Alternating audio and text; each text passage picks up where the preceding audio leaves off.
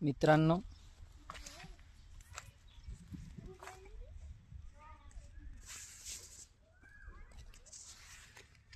आज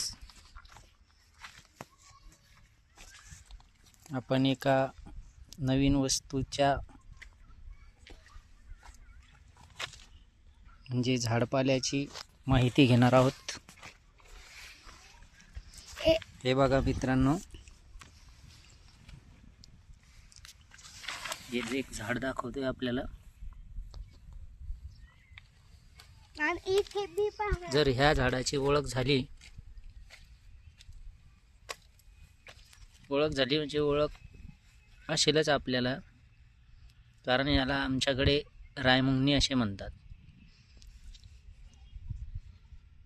रायमुंगनीला छोटंसं फळ येतंय, लहानपणी आपण खूप खाल्लेलं असेल।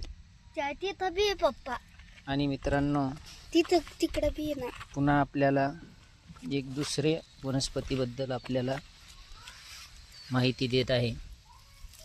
ही वनस्पती हे अशेचे फुल असते आणि याला आमच्याकडे टणटणी असे म्हणतात।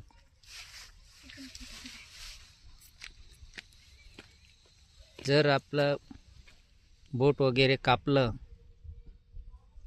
तर ह्या टणटणीचा पाला कामी येत असतो। आणि मित्रांनो, जर या टणटणीचा पाला ताकात जर घेतला तर त्यामुळे मूळव्याधीला सुद्धा फरक पडतो, आणि याचा अनुभव मी घेतलेला आहे।